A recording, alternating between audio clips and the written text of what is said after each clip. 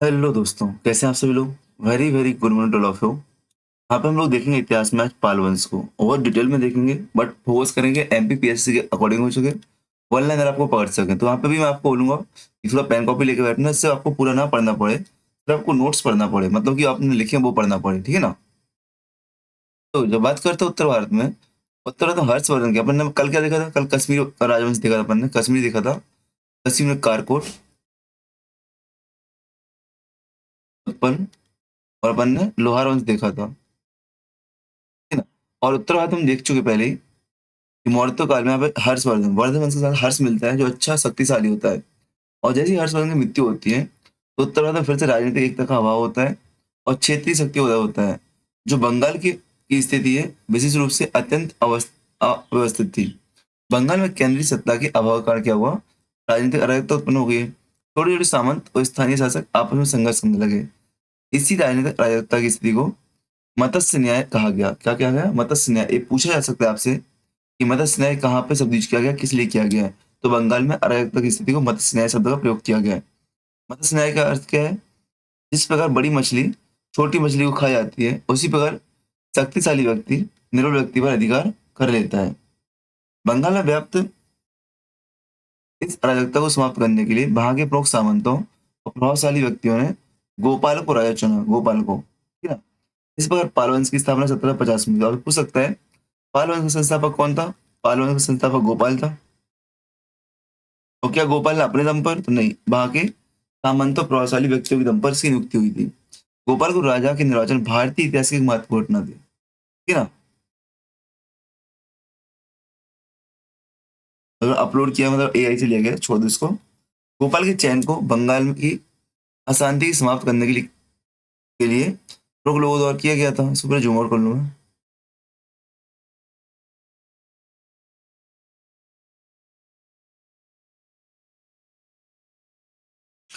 लोग लोगों द्वारा चुनाव किया गया था। यह अभूतपूर्व निर्वाचन बताया गया।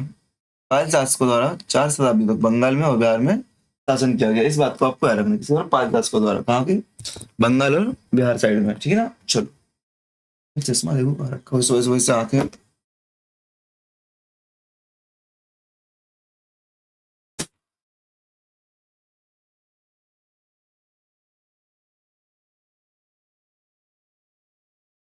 चलो आगे बढ़ते हैं, अभी तो नहीं दिख रहा है, तो दिखेगा बाद में जब क्लास रिकॉर्ड हो जाए तब दिखता है वो। आगे बढ़ते हैं हम लोग। पाल जो मुख्यतः बौद्ध धर्म के संरक्षक थे, उन्होंने विशेष रूप से महायान और वज्रयान, यहाँ पे हीनयान नहीं, आपका महायान और वज्रयान हो गया। नालंदा, विक्रमशिला, सोमपुर और उदंत विभाग जैसे प्रसिद्ध केंद्रों का विकास किया। पाल शासकों के समय बंगाल और बिहार में बौद्ध शिक्षा और संस्कृति का अंतरराष्ट्रीय केंद्र बन गया था। बस आपके लिए पाल जो महत्वपूर्ण, इन्हीं दो लाइनों की वजह से महत्वपूर्ण है। पूरा पूरे इतिहास में पालों को इन्हीं चीज पर हम इर्द गिर्द देखेंगे। जो यहाँ पे आएगा फैक्ट वही आपके एग्जाम में आएगा, बकाया नहीं आपको पढ़ना है, ठीक है ना। तो पाल वंश की ऐतिहासिक जानकारी याद करते हैं। तो पाल वंश की जानकारी स्रोत में हमें ताम्रपत्र मिल जाते हैं, साहित्य अभिलेख मिल जाते हैं, तिब्बती सूत्र मिल जाते हैं और अरब यात्रियों के सूत्र मिल जाते हैं। ये धर्मपाल के शासनकाल में हालिमपुर ताम्रपाल का इतिहास मिलता है। क्या? धर्मपाल के शासनकाल के लिए हालिमपुर ताम्रपाल ताम्रपत्र पाल इतिहास का महत्वपूर्ण स्रोत है। इससे गोपाल के निर्वाचन और धर्मपाल के राजनीतिक उपलब्धियों की जानकारी मिलती है। खालिमपुर ताम्रपत्र बंगाल की अराजक स्थिति का उल्लेख करता है। खालिमपुर ताम्रपत्र बंगाल की। तो खालिमपुर ताम्रपत्र हमने देखा कहाँ से कैसा है। इसी अराजकता को समाप्त करने के लिए क्या गोपाल को राजा चुना गया था। बात है बादल स्तंभ लेख। तो भाई लोकेशन याद रखना, किस शासक से बोला रखना। बादल स्तंभ लेख पाल शासकों की राजनीतिक इतिहास की जानकारी देता है। जैसे पाल शासकों के मंत्री और शासक अधिकारियों की जानकारी है। मुंगेर ताम्रलेख देवपाल के मुंगेर ताम्रलेख से उसकी राजनीतिक और सैनिक उपलब्धियों की जानकारी मिलती है। देवपाल के विजयों के लिए एक महत्वपूर्ण स्रोत है। नालंदा नालंदा ताम्रलेख से पाल शासकों और दक्षिण पूर्व एशिया के सैलिन वंशों के मध्य क्या मिलते हैं, जानकारी मिलती है, संबंध की जानकारी मिलती है। जावा सुमात्रा के सैलिन शासक बलपुत्र देव ने नालंदा में एक बौद्ध विहार बनवाया था और इसका भरण पोषण करने के लिए देवपाल ने 5 गांव दान में दिए थे। पूछा जाता है किससे संबंधित थे सैलिन वंशी शासक? कौन है बेटा? बलपुत्र देव है नंबर 1। किसके टाइम पे है? तो देवपाल के समय पर है। कहाँ बनवाया था? नालंदा में बौद्ध विहार बनवाया था। 5 गांव दान में दिए किसने? देवपाल ने। यह घटना पाल साम्राज्य और दक्षिण पूर्व एशिया के सांस्कृतिक संबंधों का प्रमाण है। तिब्बती स्रोतों की बात करूं तो तिब्बती इतिहासकार तारानाथ के विवरण में पालकालीन बौद्ध धर्म और शिक्षा की जानकारी प्राप्त होती है। तिब्बती ग्रंथों में पाल शासकों द्वारा बौद्ध विद्वान और बौद्ध महाविहारों के संरक्षण के लिए उल्लेख मिलता है। नालंदा व विक्रमशिला में बड़ी संख्या में तिब्बती विद्यार्थी अध्ययन करने के लिए आए थे। पाल शासकों के तिब्बत के साथ घनिष्ठ सांस्कृतिक संबंध थे। अरब यात्री सुलेमान की बात करूं तो अरब यात्री सुलेमान के विवरण से पाल साम्राज्य की सैनिक शक्ति और समृद्धि की जानकारी प्राप्त होती है। सुलेमान ने पाल राज को रुहमा या रुहमी कहा है। इस बात को याद रखना। अरबियों ने पाल राज को क्या रुहमा शब्द दिया है या रुहमी शब्द दिया है। उनके अनुसार पाल शासकों का प्रत्यार और राष्ट्रकूट से निरंतर संघर्ष, अपन पढ़ते ना त्रिपक्षीय संघर्ष, ठीक ना। सुलेमान ने पाल सेना को अत्यंत विशाल बताया। उसके अनुसार पाल शासक लगभग 50,000 हाथियों के साथ रहते थे, मतलब सेना में थे। उसने यह भी लिखा कि पाल सैनिकों में वस्त्र धोने के लिए हजारों व्यक्ति नियुक्त थे। यद्यपि इसको अतिशयोक्तिपूर्ण माना जाता है, यद्यपि पाल साम्राज्य की विशाल सैनिक शक्ति का अनुमान होता है, ठीक ना, याद रखना। क्वेश्चन है प्रमुख पाल शासक।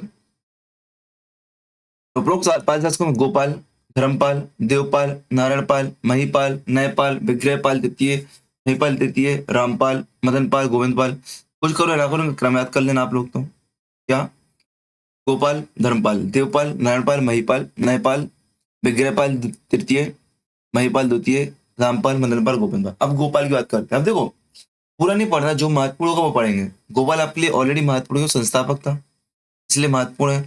तो ये चुनाव करके इसको बनाया गया था राजा, इस बात को रखना। क्यों? बंगाल में फैली अराजकता को समाप्त करने के लिए और मत्स्य न्याय की स्थिति को समाप्त करने के लिए। आपसे पूछ सकता है कि मत्स्य न्याय क्या है, पूछ सकता है कि नहीं पूछता है। गोपाल के पिता का नाम बैपट था और पितामह का नाम दैत्य विष्णु था। गोपाल में बंगाल की गोपाल ने क्या किया? राजनीतिक स्थिरता को स्थापित किया। उसने बंगाल के विभिन्न क्षेत्रों पर अपने नियंत्रण लेकर एक शक्तिशाली राज्य की नींव रखी। 750 से 770 तक शासन किया। वह बौद्ध धर्म का अनुयायी था, बौद्ध धर्म का संरक्षक था, बौद्ध शिक्षा और मठों को संरक्षण दिया। परंपरागत रूप से ओदंतपुरी महाविहार की स्थापना का श्रेय किसी गोपाल को दिया जाता है। याद रखना, ओदंतपुरी।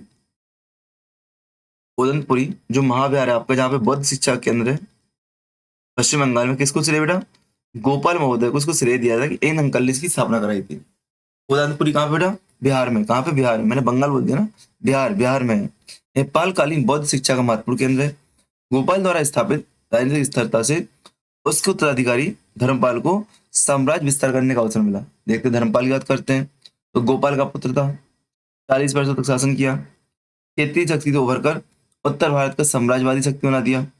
पाल प्रत्यय राष्ट्रकूट शक्तियों के मध्य कन्नौज के लिए त्रिपक्षीय प्रारंभ हुआ था। धर्मपाल के समय से। देखो, त्रिपक्षीय संघर्ष किसी टाइम से? त्रिपक्षीय संघर्ष धर्मपाल के समय से प्रारंभ हुआ। किसकी समय से? धर्मपाल के समय से। इस बात को आपको याद रखना है। मैं बोल रहा त्रिपक्षीय संघर्ष की बात कर रहा था। तो गुर्जर पाल और राष्ट्रकूटों के मध्य, गुर्जर प्रत्यार पाल राष्ट्रकूटों के मध्य कन्नौज को लेकर त्रिपक्षीय संघर्ष होता है। आपको पता गुर्जर कहाँ पे थे? पश्चिमी भारत और मालवा क्षेत्र में थे। पश्चिमी भारत मालवा क्षेत्र में थे। ये आपके पाल आपको कहाँ मिलेंगे? पूर्वी भारत में मिलेंगे। राष्ट्रकूट आपको कहाँ मिलेंगे? दक्षिण क्षेत्र में मिलेंगे, दक्कन के क्षेत्र में मिलेंगे। इस बात को आपको रखना है। अगर बात करो वो प्रमुख शासक जिनने पार्टिसिपेट किया, तो देखो गुर्जर प्रत्यार में हस्तराज, नागभट्ट द्वितीय और मेहरोज ऐसे शासक है जिन्होंने इसमें पार्टिसिपेट किया था। कन्नौज की बात करूं तो धर्मपाल और देवपाल आपको मिलेंगे। यहाँ पे सॉरी, पालों में धर्मपाल व देवपाल आपको मिलेंगे जिन्होंने त्रिपक्षीय संघर्ष में भाग लिया था। और राष्ट्रकूटों में आपको ध्रुव गोविंद तृतीय, ध्रुव गोविंद तृतीय, अमोघ वर्ष। मुझे पता पीपीटी से लिखवाने में मजा आता है, लिखवा के पढ़ता हूँ क्योंकि बहुत सारी चीज एक्सप्लेन कर पाता हूँ, इंपोर्टेंट फैक्ट बता पाता हूँ, चार्ट बना पाता हूँ, ग्राफिक्स बना पाता हूँ। ये ऐसे आप बोलो लिख के लाओ फिर आपको ग्राफिक्स से समझाओ, बिल्कुल नहीं, बोरिंग लगता है। बट अपना क्या, अभी अपन को फैक्चुअल पढ़ना है, एमपी एपी के हिसाब से पढ़ना, तो ऐसा कर रहे हैं हम लोग। लेकिन इस बार जो नेट की क्लास होगी ना, जुलाई में, मतलब अगस्त के बाद, 30 अगस्त के बाद जो नेट की क्लास होगी, बहुत शानदार क्लास होगी नेट जेआरएफ के लिए, ठीक है ना। अभी मैं बात करूं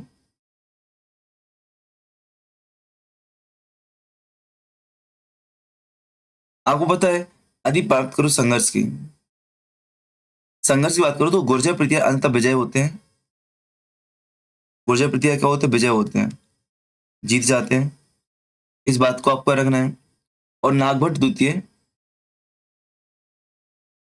राजधानी बनाता है, किसको? कन्नौज को।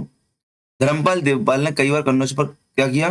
कब्जा किया है, लेकिन लंबे समय तक नहीं टिक पाए, ठीक है ना। उत्तर भारत के दौरान इन्होंने जीत तो हासिल की है, लेकिन दक्षिण में स्थिति मजबूत बनाए रखने के लिए क्या हुआ? अपने आप वापस लौट आए। क्या वापस लौट आए? इस बात को आपको करना है। बात करते हैं पहले चरण की, तो पहले चरण में तृतीय शासक वत्सराज और तृतीय शासक वत्सराज ने क्या? धर्मपाल को हराया था। लेकिन जो राष्ट्र ध्रुव है आपका, ध्रुव ने किसको? वत्सराज को हरा दिया। देखो, वत्सराज ने किसको? धर्मपाल को। और ध्रुव ने वत्सराज को हराया था, ठीक है ना। और अंतिम चरण में क्या हुआ था? अंतिम चरण में गुर्जर प्रत्यय विजय हुए थे। क्या हुए थे? गुर्जर प्रत्यय विजय हुए थे। इस बात को आपको रखना है। इस बात को आपको रखना है। लगभग 200 वर्षों तक चलता है संघर्ष। क्या? 200 वर्षों तक चलता है। कन्नौज की स्थिति ऐसी क्यों भैया? कन्नौज अपने आप में अत्यधिक उपजाऊ था, ठीक ना, और राजनीतिक सांस्कृतिक प्रतिष्ठा का प्रतीक था। उत्तर भारत में पहले केंद्रीय शक्ति के रूप में था, ठीक ना। पहले क्या था? केंद्रीय शक्ति के रूप में था, इसलिए कन्नौज पर ये लोग जीतना चाहते थे, ठीक ना। चलो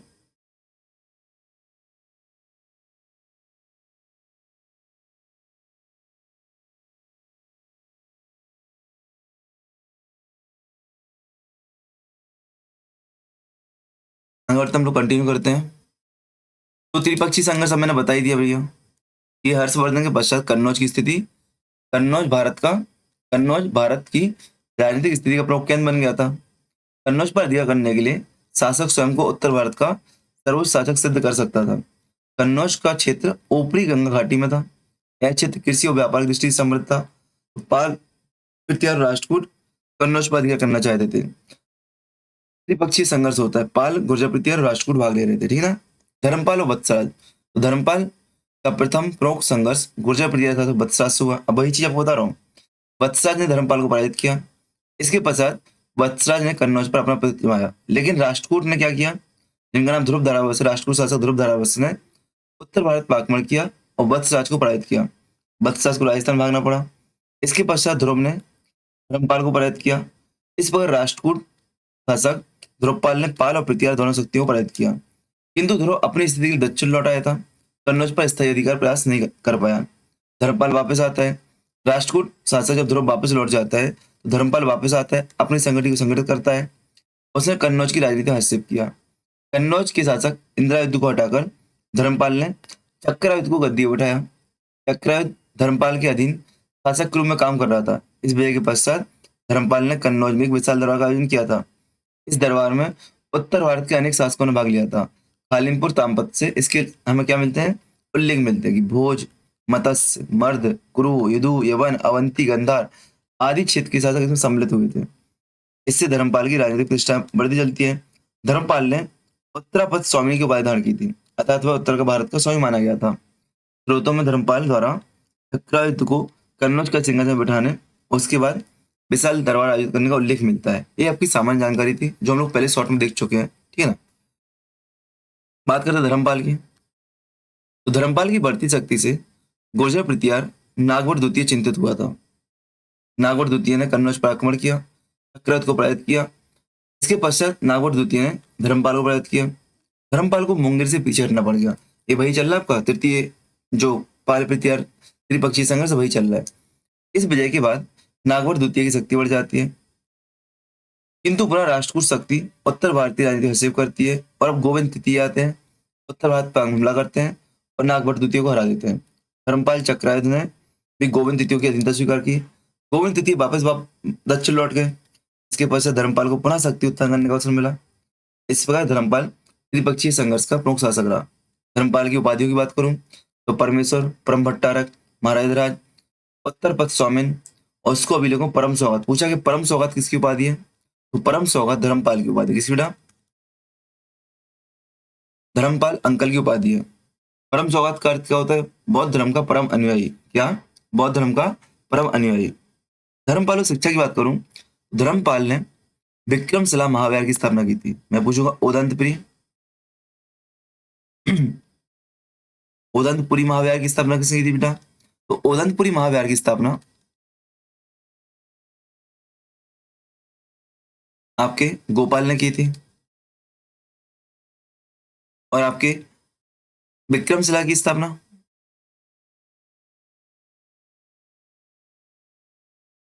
विक्रमशिला की स्थापना धर्मपाल महोदय ने की थी। इस बात को आपको याद रखना है। विक्रमशिला कहाँ पे? बिहार के भागलपुर जिले के निकट स्थित है। यह पाल काल में बौद्ध कला का विश्वविख्यात केंद्र था। मुख्य रूप से वज्रयान शाखा से जुड़ा हुआ था। धर्मपाल ने विक्रमशिला के भरण पोषण के लिए 100 गांव दान में दिए थे। धर्मपाल ने सोमपुर बिहार की स्थापना कराई थी। सोमपुर बिहार कहाँ पे बेटा? बांग्लादेश के पहाड़पुर में। कहाँ पे है? सोमपुर बिहार।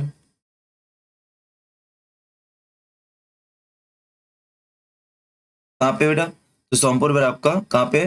बांग्लादेश में है। यह पालकालीन बौद्ध साहित्य का स्थापत्य का एक उत्कृष्ट उदाहरण था। धर्मपाल ने नालंदा महाविहार को भी संरक्षण दिया था। उस स्रोतों में नालंदा के भरण पोषण के लिए 200 गांव के अनुदान का उल्लेख मिलता है। पाल शासकों द्वारा नालंदा, विक्रमशिला को संरक्षण तथा विक्रमशिला की स्थापना का उल्लेख मिलता है। देवपाल की बात करते हैं। तो धर्मपाल के पश्चात देवपाल पाल साम्राज्य का शासक बना। क्या? धर्मपाल के पश्चात देवपाल बनता है और देवपाल महानतम विजेता था। उसके शासनकाल में पाल साम्राज्य अपनी शक्ति और विस्तार पर था। 40 वर्ष तक शासन करता है और धर्मपाल की साम्राज्यवादी नीतियां जारी रखता है। धर्मपाल की साम्राज्यवादी नीतियों को जारी रखता है। बात करते हैं देवपाल की बीजों की। तो देवपाल साम्राज्य का विस्तार, उसके अभिलेखों में उसकी अनेक बीजों का उल्लेख मिलता है। उसने प्रयाग ज्योतिष या असम पर अपना प्रभाव स्थापित किया। आपसे पूछता प्रयाग ज्योतिष किसका प्राचीन नाम था? असम का प्राचीन नाम था, याद रखना। और देवपाल ने उस पर कब्जा किया था। उसने उत्कल अर्थात उड़ीसा पर विजय प्राप्त की। नेपाल के कुछ क्षेत्रों में पाल रूप प्रभावित हुए। देवपाल के अभिलेखों पर उत्कल, हुड़, द्रविड़, गुर्जर शासकों को पराजित करने का उल्लेख मिलता है। हालांकि ऐसी शक्ति संभव होती है, लेकिन इससे स्पष्ट होता है कि वही शक्तिशाली शासक था। उसके शासनकाल में पाल साम्राज्य उत्तर भारत की प्रमुख राजनीतिक शक्तियों में सम्मिलित हो गया था। देवपाल और अरब यात्री सुलेमान की बात करूं तो देवपाल के समय पर ही क्या होता? अरब यात्री सुलेमान आया था। किसके टाइम पे? देवपाल के समय पर। पाल वंशी शासक देवपाल के समय पर अरब यात्री कौन आया था? सुलेमान आए थे। इस बात को आपको रखना है। उसने पाल राज को रुहमा कहा है। उसके अनुसार पाल शासकों की सेना में पृथ्वी और राष्ट्रकूटी की सेनाओं से अधिक विशाल लोग थे। विवरण देवपाल के शासनकाल की महत्वपूर्ण जानकारी देता है। देवपाल और दक्षिण पूर्व के अभी हमने देखा था कि सैलन वंश के शासक थे जो कि जावा सुमात्रा में राज करते थे। बलपुत्र देव, उन्होंने नालंदा में एक बौद्ध विहार का निर्माण कराया था, जिसके संरक्षण के लिए देवपाल ने क्या किया था? भरण पोषण 5 गांव दान में दिए थे। 5 गांव दान में दिए थे। इसकी जानकारी कहाँ से मिलती है? नालंदा ताम्रलेख से मिलती है, जो कि पाल साम्राज्य और दक्षिण पूर्व एशिया के मध्य मध्य सांस्कृतिक और राजनीतिक संबंधों का महत्वपूर्ण प्रमाण है। देवपाल के पश्चात क्या होता है? पाल साम्राज्य का पतन होता है। देवपाल के पश्चात पाल शक्ति कमजोर होती है। उत्तरी उसके उत्तराधिकारी शक्तिशाली नहीं थे। पाल वंश में उत्तराधिकारी संबंधी समस्या उत्पन्न होती है। इसी समय गुर्जर पृथ्वी शक्ति का पुनरुत्थान होता है। पृथ्वी शासक मेहरभोज और महेंद्रपाल ने पाल साम्राज्य के पश्चिमी क्षेत्रों पर अधिकार कर लिया था। पूर्वी उत्तर प्रदेश, बिहार के अनेक क्षेत्रों पर पृथ्वी प्रभाव स्थापित हुआ। असम और उड़ीसा क्षेत्र भी पाल नियंत्रण से बाहर आ चुके थे। इस प्रकार 9वीं शताब्दी के उत्तरार्ध में पाल साम्राज्य का पतन हुआ था। बात करते हैं नारायण पाल की। तो नारायण पाल पाल वंश का एक महत्वपूर्ण उत्तराधिकारी शासक था। उसके शासनकाल में पाल शक्ति कमजोर हो गई थी। गुर्जर पृथ्वी शासकों ने पाल साम्राज्य के पश्चिमी क्षेत्रों पर अधिकार कर लिया था। राष्ट्रकूटों का प्रभाव भी बढ़ रहा था। नारायण पाल अपने पूर्वजों को साम्राज्यवादी शक्ति बनाए रखने में सफल नहीं हुआ था। ठीक है ना, क्या रखना। उसके शासनकाल में पाल साम्राज्य कहाँ पर मुक्त था? बंगाल और बिहार तक सीमित रह गया था। तो नारायण के समय की स्थिति है। देवपाल को हमने देख लिया है। देवपाल को हमने देख लिया है, ठीक है ना। नारायण पाल को देख लिया। अब आते पाल साम्राज्य का प्रथम पतन। फिर से एक बार उत्थान होगा महिपाल प्रथम के समय पर। क्या होगा? फिर से उत्थान होगा। तो देखो, देवपाल के पश्चात सूरपाल, विग्रहपाल, नारायणपाल, गोपाल, राजपाल, गोपाल द्वितीय और विग्रहपाल द्वितीय जैसे लगातार कमजोर शासक आए। यहाँ पे सामंतों की शक्ति बढ़ रही थी। क्षेत्रीय शासक उद्भव हो रहे थे। पृथ्वी ने पश्चिमी क्षेत्र पर अधिकार कर लिया था। चंदेल व कलचुरी शक्तियों का भी उदय हो गया था। अब चंदेल और कलचुरी, ठीक ना, कलचुरी पड़ी चुके हैं उड़ीसा साइड, चंदेल एमपी में। पाल साम्राज्य केवल बंगाल और बिहार के कुछ क्षेत्रों तक सीमित हो गया था। बात करते हैं महिपाल प्रथम की। तो 1988 ईस्वी में लगभग महिपाल प्रथम पाल साम्राज्य का शासक बना। महिपाल प्रथम पाल वंश का अत्यंत महत्वपूर्ण शासक है। कमजोर वंशों के शासन का क्या किया इसने? पुनरुत्थान किया। महिपाल प्रथम को पाल वंश का द्वितीय संस्थापक कहा जाता है। क्या बेटा? महिपाल प्रथम को पाल वंश का द्वितीय संस्थापक कहा जाता है। इसने क्या किया? बंगाल के क्षेत्रों पर पुनराधिकार किया था और मगध पर भी अपना नियंत्रण स्थापित किया था और पाल साम्राज्य की राजनीतिक प्रतिष्ठा को स्थापित किया। ठीक है ना? इसको द्वितीय संस्थापक कहा जाता है, याद रखना। महिपाल और चंद्रुल, महिपाल और राजन चोल। तो महिपाल प्रथम के शासनकाल में चोल शासक राजन प्रथम ने उत्तरी भारत में गंगा घाटी का अभियान किया था। लगभग चोल सेना बंगाल की ओर बढ़ी थी। चोल अभिलेखों में महिपाल को पराजित करने का उल्लेख मिलता है। राजन चोल की स्थिति राजनीतिक अधिकार स्थापित करने की नहीं थी, बल्कि इसका उद्देश्य क्या था? सैन्य प्रतिष्ठा और गंगा का जल प्राप्त करना था। चोल सेना वापस दक्षिण में लौट गई और महिपाल बंगाल का शासक बना रहा। महिपाल के समय महमूद गजनवी आता है। महिपाल के समय महमूद गजनवी आता है। महमूद गजनवी के विरुद्ध उत्तर भारतीय शासकों द्वारा किए गए संघर्ष में महिपाल ने सक्रिय रूप से भाग नहीं लिया। पूछा जा सकता है आपसे, ये कौन सा शासक था जो महमूद गजनवी के विरुद्ध सक्रिय नहीं था? तो कौन था? महिपाल था, जो कि पालवंश। क्यों नहीं था भैया? क्योंकि वो खुद कमजोर हो गया था। संभवतः उसका मुख्य उद्देश्य था पाल साम्राज्य को पुनर्गठित करना और बंगाल की शक्ति को मजबूत करना। नेपाल की बात करते हैं तो नेपाल आता है भैया महिपाल के बाद। नेपाल का संघर्ष कलचुरी शासक कर्ण से होता है। किस होता है? कलचुरी शासक कर्ण से होता है। पाल और कलचुरी के मध्य लंबा संघर्ष चलता है। याद रखना, जो नेपाल के साथ महत्वपूर्ण यहाँ पे, इस संघर्ष को समाप्त करने के लिए बौद्ध विद्वान दीपंकर श्री ज्ञान या अतीश ने महत्वपूर्ण भूमिका निभाई थी। तो पूछ सकता है कि दीपंकर ज्ञान श्री ज्ञान या अतीश ने किन दो राजाओं के मध्य संघर्ष में मध्यस्थ की भूमिका निभाई? तो किसके बीच? कल्चरी और पाल शासकों के मध्य। और कल्चरी में कौन है बेटा? कर्ण है। और पाल में कौन है? नेपाल है। क्या? कल्चरी और पाल में कौन है बेटा? नेपाल है। इनके मध्य क्या हुआ? गुचर पुचर गुचर पुचर गुचर पुचर। मध्यस्थता कौन है भाई गुचर पुचर को शांत करने के लिए? श्री दीपंकर श्री ज्ञान अतीश ने क्या भूमिका निभाई मध्यस्थता की? अतीश दीपंकर श्री ज्ञान कौन थे बेटा? तो पाल काल में बौद्ध विद्वान थे, विक्रमशिला महावीर संबंधित थे, बौद्ध दर्शन के महान आचार्य थे। तिब्बत शासकों के निमंत्रण में तिब्बत गए थे। पूछा जाता है आपसे, तिब्बत शासकों के निमंत्रण कौन? तिब्बत गए थे। उन्होंने तिब्बत में बौद्ध धर्म के पुनरुत्थान में भूमिका निभाई और तिब्बत में उन्होंने जो बेजो नामक से सम्मानित किया गया। जो बेजो नाम से सम्मानित किया गया। पाल साम्राज्य और तिब्बत संस्कृतियों के संबंधों में अतीश दीपंकर का विशेष महत्व है। विग्रहपाल द्वितीय पाल शासक बनता है, फिर से संघर्ष होता है, फिर दोनों के मध्य वैवाहिक संबंध हो जाते हैं। कलचुरी शासक कर्ण की पुत्री यवनश्री का विवाह विग्रहपाल द्वितीय से होता है। इस परिणाम स्वरूप क्या होता है? कुछ समय के लिए संघर्ष समाप्त हो जाता है। महिपाल द्वितीय आते हैं, ठीक ना? यहाँ पे आपको पाल साम्राज्य के मध्य गंभीर आंतरिक संकट होता है। महिपाल के जो भाई है सूर्यपाल और रामपाल, इनसे संघर्ष होता है उत्तराधिकार के लिए। उसने अपने भाइयों को बंदी बना लिया। राज परिवार में असंतोष उत्पन्न हुआ, ठीक ना? और यहीं पे क्या हुआ? बंगाल में एक विशाल विद्रोह प्रारंभ, इसको कैवर्त विद्रोह के नाम से जानते हैं। कैवर्त विद्रोह महिपाल द्वितीय के संबंध में है, कैवर्त विद्रोह। बस यही फैक्ट आपके लिए महत्वपूर्ण है। कैवर्त विद्रोह किसके समय बेटा? महिपाल द्वितीय के समय पर। कैवर्त विद्रोह महिपाल द्वितीय के समय का, इस बात को आपको याद रखना है। ठीक है,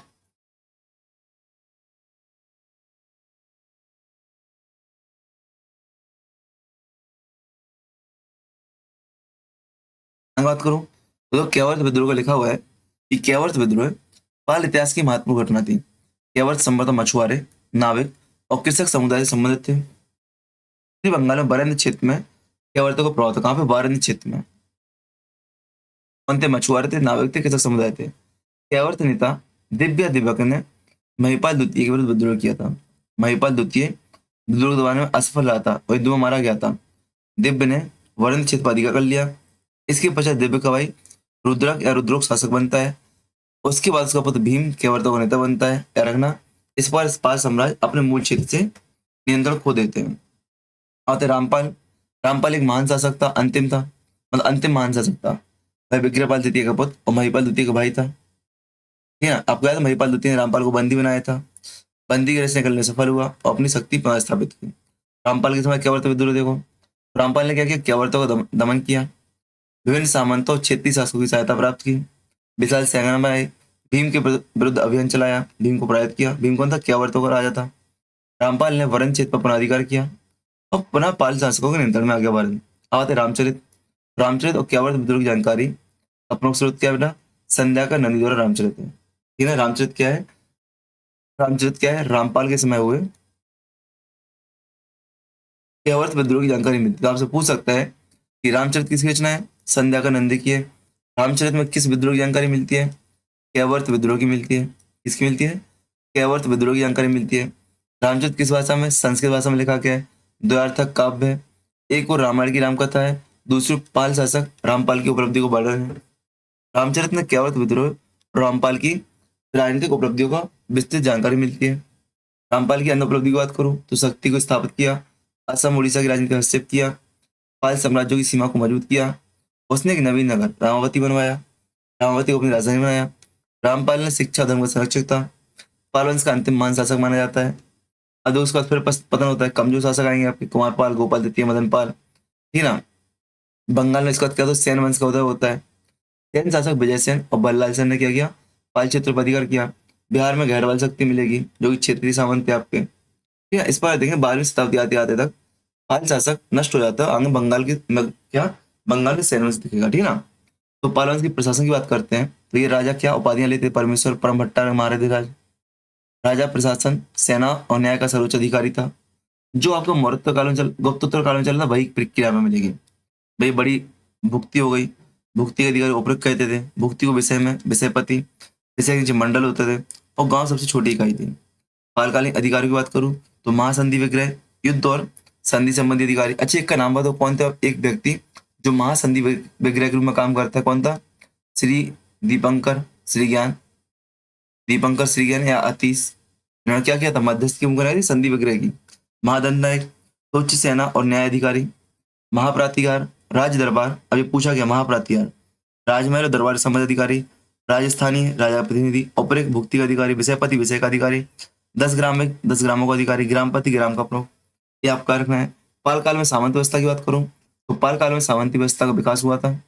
विशाल साम्राज्य विभिन्न क्षेत्रों के में स्थानीय सामंतों पर निर्भर था। सामंत, महासामंत, राजन, राजनक, महामंडलेश जैसी उपाधि इनको दी जाती थी। सामंत पाल शासकों को सैनिक सहायता प्रदान करते थे। आवश्यकता पड़ने पर सैनिक अभियानों में स्वयं भाग लेते थे। ठीक ना? पालकालीन सेना तो पैदल सेना थी, घुड़सवार थे, हाथी भी थे, नौसेना भी थी। इनकी जानकारी कहाँ से मिलती है हमें? सुलेमान से मिलती है, जो अरब यात्री आया था सुलेमान, उससे हमें जानकारी मिलती है। अच्छा, अरब यात्री सुलेमान किसके शासनकाल में आया था? देलपाल के, महीपाल के, किसके शासनकाल में भारत आया? बताओ जल्दी कमेंट में। पालकालीन धार्मिक जीवन की बात करूं तो पालकाल बौद्ध धर्म के अनुयायी थे। अभिलेखों में परम सौगात उपाधि मिलती है, अर्थात बुद्ध को मानने वाला। पाल शासकों ने महायान और बज्जन को शाखा दिया। बज्जन बौद्ध धर्म का विकास हुआ। तांत्रिक बौद्ध परंपराओं का विकास हुआ। धार्मिक दृष्टिकोण से सही सूरत थे क्योंकि हिंदुओं को भी संरक्षण दिया। सेवा विष्णु मंदिरों का निर्माण कराया। ब्राह्मणों को भूमि दान दी। याद रखना। पालकालीन शिक्षा की बात करूं तो ये भारतीय इतिहास में महत्वपूर्ण काल है।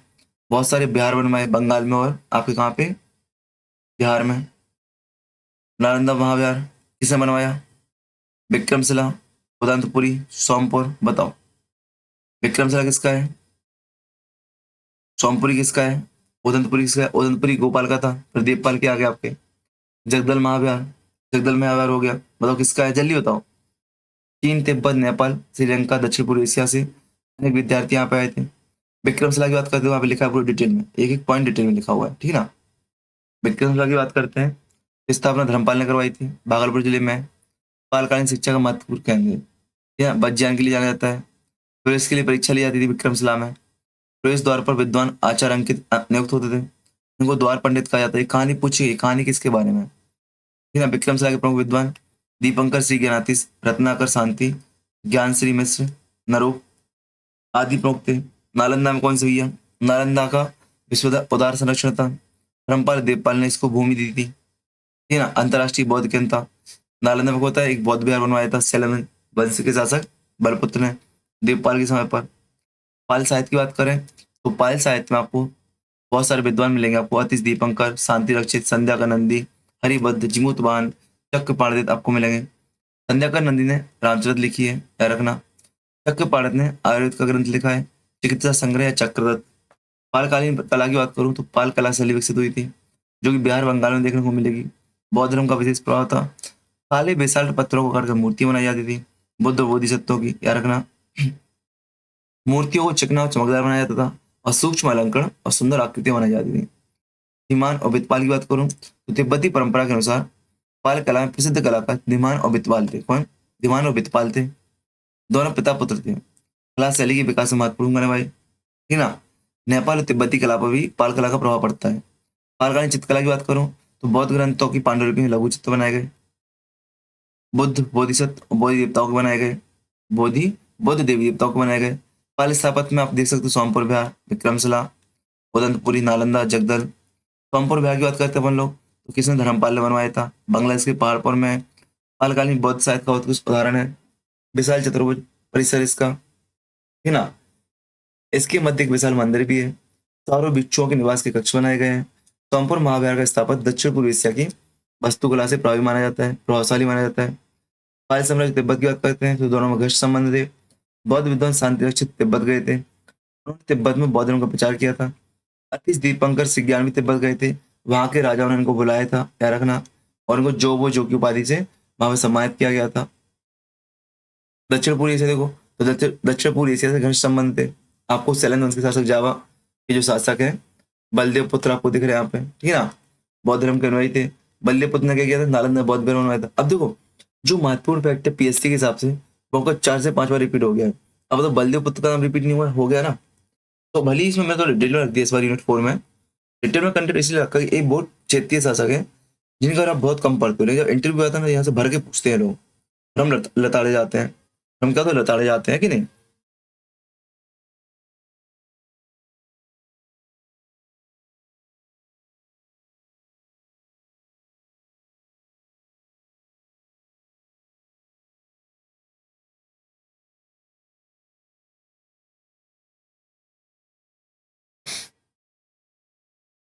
मालवंश के पतन के कारण देखो बेटा, पलक पतन तो कमजोर उत्तराधिकारी संघर्ष, सामंत की बढ़ती शक्ति, क्या वर्त विद्रोह, गुर्जर प्रतिहार का दबाव, राष्ट्रकूट से कलचुरी चोल आक्रमण, सैन वंश का उदय, विशाल साम्राज्य का कमजोर नियंत्रण, सामंतवादी प्रभाव, ठीक है ना। ऐतिहासिक पहलू की बात करो भैया तो महिपाल द्वितीय आपको महिपाल बताओ पालन का संस्थापक था। गोपाल संस्थापक था। निर्वाचन के माध्यम से बनाया गया था भाई साहब, क्या निर्वाचन के माध्यम से नियुक्त किया गया था। नालंदा, विक्रमशिला, उदंतपुरी, सोमपुर, जगदल जैसे महान शिक्षा केंद्रों का संरक्षण दिया, ठीक है ना। अब आता है बंगाल में सैन वंश, क्या बंगाल में सैन वंश एक छोटा राजवंश है लेकिन महत्वपूर्ण राजवंश है। क्या एक छोटा राजवंश है लेकिन अपने यहाँ में महत्वपूर्ण राजवंश है, सैन राजवंश। मैं इसके लिए काम करता हूँ, अलग से ही क्लास रिकॉर्ड करता हूँ सैनों के लिए, ठीक है ना। सैनों के लिए अलग से क्लास रिकॉर्ड करता हूँ, जैसे पाल के लिए कर ली, ऐसे एक छोटी सी सैन। एक मिनट टाइमिंग देख लो कितनी, अरे 1 घंटे 30 मिनट से ऊपर हुई। 30 मिनट की हो गई, कोई दिक्कत नहीं है। मैं यहाँ पे आपको सैन वंश के लिए एक अलग से रिकॉर्ड करता हूँ क्लास, एक टॉपिक अच्छे से मिल जाए, ठीक है ना। और आज शाम तक यूनिट आपकी खत्म हो जाएगी। आज आपको 6-7 वीडियो मिल जाएंगी जहाँ पे आपकी पूरी यूनिट खत्म हो जाएगी। इस बात को आपको याद रखना, तो कमर कस के आपको बैठना है जिससे आज आप देख सको। और आप लोग कुछ काम करो ना करो बेटा, प्लेलिस्ट चेक करते जाओ, प्लेलिस्ट चेक करते जाओ, क्योंकि इस बार प्लेलिस्ट में आपको भर के वीडियो अपलोड हो रही है। लिंक डाल पा रहा हूँ, नहीं डाल पा रहा हूँ, बट प्लेलिस्ट चेक करोगे आपको कवर हो जाएगा। तो सर रखो जुलाई माह के अंत तक हम लोग पूरा खत्म करेंगे, ठीक है ना। ये छोटे छोटे राजवंश आपके बहुत सारे, इनको हम लोग देखेंगे, ठीक है, इनको भी हम लोग देखेंगे। चलो तो बेस्ट ऑफ लक, जय हिंद, जय भारत। मिलते हैं अपन नए क्षेत्र में, नई क्लास में। क्लास को लाइक कमेंट शेयर करो, जो शॉर्ट नोट्स बना रहे हो ना उनको ग्रुप में शेयर करते जाए, जिससे सबको भी दिखें कि शॉर्ट नोट्स कैसे बनाते हैं, ठीक है। Best of luck, best of luck, best of luck.